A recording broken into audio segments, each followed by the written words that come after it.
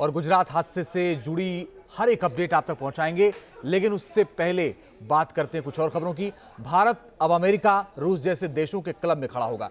कोई सोच भी नहीं सकता था, मगर जिस टास्क को प्रधानमंत्री मोदी ने अपने एजेंडे में टॉप पर लिया, उसका बड़ा कदम आज बढ़ा दिया। जी हां, गुजरात का वडोदरा एयर डिफेंस इंडस्ट्री का हब बनेगा।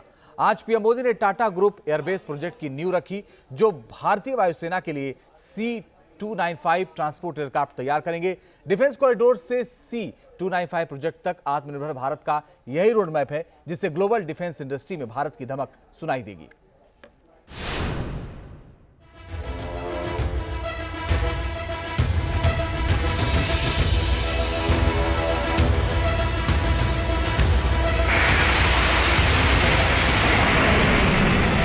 आज भारत में इसकी शुरुआत हो रही है और मैं वो दिन देख रहा हूं जब दुनिया के बड़े पैसेंजर प्लेन्स भी भारत में ही बनेंगे। ये न्यू इंडिया के डिसीजन पावर का पंच है कि भारत C-295 ट्रांसपोर्ट एयरक्राफ्ट बनाने का दम भर सकता है। यूरोप के बाहर ऐसा कोई देश नहीं जहां C-295 का निर्माण होता हो, मगर अब भारत में इस ट्रांसपोर्ट एयरक्राफ्ट का निर्माण होगा। प्रधानमंत्री मोदी के आत्मनिर्भर भारत प्लान में ये नया अध्याय भी जुड़ गया, जो भारतीय फोर्सेस की नई ताकत बनेगा। इसकी क्या क्या खासियत है और हमारी डिफेंस इंडस्ट्री को कैसे बूम मिलेगा, ये आपको बताएंगे। पहले आत्मनिर्भर भारत के उस पूरे एक्शन प्लान को गौर से समझिए, जो हर हिंदुस्तानी का सीना 56 इंची चौड़ा कर देगा।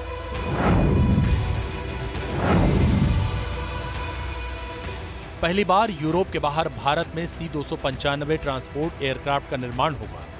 वडोदरा में देश का पहला प्राइवेट एयरक्राफ्ट मैन्युफैक्चरिंग प्लांट है, जहां टाटा ग्रुप और एयरबेस का ज्वाइंट वेंचर प्रोजेक्ट C-295 पर काम करेगा। एक एडवांस ट्रांसपोर्ट एयरक्राफ्ट के तौर पर भारतीय वायुसेना को सौंपा जाएगा, मगर ये एक स्वदेशी इलेक्ट्रॉनिक वॉरफेयर सूट से भी लैस होगा। देश को पहला पूरी तरह से मेड इन इंडिया एयरक्राफ्ट सितंबर 2026 में मिलने की उम्मीद है। उसके बाद अगले 5 साल यानी 2031 तक हर साल 8 एयरक्राफ्ट की डिलीवरी की जाएगी। इससे डिफेंस मैन्युफैक्चरिंग सेक्टर में भारत की धाक बढ़ेगी। बनने वाले ट्रांसपोर्ट एयरक्राफ्ट हमारी सेना को तो ताकत देंगे ही, इससे एयरक्राफ्ट मैन्युफैक्चरिंग के लिए एक नए इकोसिस्टम का भी विकास होगा। शिक्षा और संस्कृति के केंद्र के रूप में प्रतिष्ठित हमारा वडोदरा अब एविएशन सेक्टर के हब के रूप में नई पहचान लेकर के दुनिया के सामने सर ऊंचा करेंगे। C-295 ट्रांसपोर्ट एयरक्राफ्ट की अगर ग्लोबल डिमांडिंग है, तो इसके पीछे है इसके ताकत और बेजोड़ खासियत। करीब 80 सैनिकों की टुकड़ी को किसी टेरेन में ये एयरक्राफ्ट ड्रॉप कर सकता है। खास बात ये कि इसे लैंडिंग या टेक ऑफ करने के लिए लंबे रनवे की जरूरत नहीं, बल्कि विमान केवल 670 मीटर के टेक ऑफ रनवे से उड़ान भर सकता है और 320 मीटर के लैंडिंग रन से उतर सकता है। C-295 एयरक्राफ्ट CN-235 का अपग्रेडेड वर्जन है। पेलोड क्षमता 10,000 किलोग्राम तक है। दुर्गम जगहों पर सैनिकों और सामान को ट्रांसपोर्ट कर सकता है। 70 सैनिक ट्रूप्स, 50 पैराट्रूपर्स और 5 पायलट की भार क्षमता है। विमान लगातार 11 घंटों तक उड़ान जारी रख सकता है। मिलिट्री ऑपरेशन के साथ साथ सिविल एक्विजिशन में रोल निभा सकता है। इस फैसिलिटी में निर्मित C-295 एयरक्राफ्ट सुपीरियर कैपेबिलिटीज और ग्लोबल स्टैंडर्ड्स के साथ साथ स्टेट ऑफ आर्ट एयरक्राफ्ट होंगे।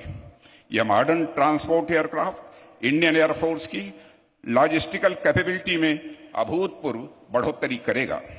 यह अत्यंत महत्वपूर्ण और गौरवपूर्ण बात है कि सभी 56 एयरक्राफ्ट में indigenous electronic warfare suit fit किए जाएंगे, जो कि भारत इलेक्ट्रॉनिक्स लिमिटेड और भारत डायनेमिक्स लिमिटेड द्वारा निर्मित किए जाएंगे।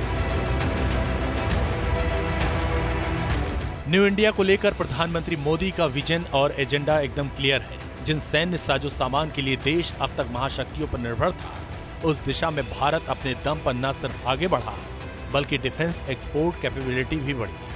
मेक इन इंडिया के दम पर नई ताकत से सेना को लैस किया गया। इसी कड़ी में प्रचंड जैसे लाइट कॉम्बैट हेलीकॉप्टर का सपना भी साकार हुआ।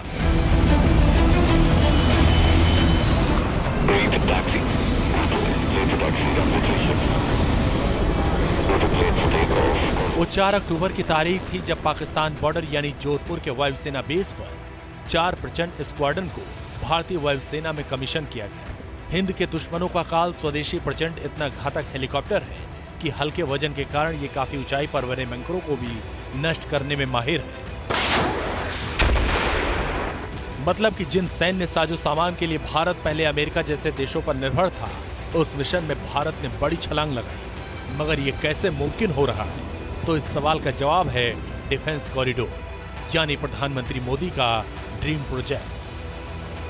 मोदी सरकार में ही डिफेंस कॉरिडोर की मुहिम को बढ़ावा मिला और यूपी के अलीगढ़ में डिफेंस कॉरिडोर की आधारशिला रखी गई थी। जो अलीगढ़ कभी ताला बनाने के लिए मशहूर रहा, उसी ताला नगरी से सेना के सैन्य साजो सामान बनेंगे। अलीगढ़ में जो डिफेंस कॉरिडोर बन रहा है, उसकी लागत 1500 करोड़ रुपए है। यूपी की जिन 6 शहरों में डिफेंस कॉरिडोर की योजना है, उसमें लखनऊ, आगरा, कानपुर, झांसी और चित्रकूट है। इसका मकसद डिफेंस जरूरतों में देश को आत्मनिर्भर बनाना और मेक इन इंडिया को बढ़ावा देना। डिफेंस कॉरिडोर में एक रूट के तहत कई शहरों को शामिल किया गया। इसमें सेना के काम आने वाली मशीनरी के लिए इंडस्ट्री डेवलप की जाती है। सेना की वर्दी से लेकर उसके हथियारों, गोला बारूद, टैंक इसमें बनाए जाएंगे। Team news nation.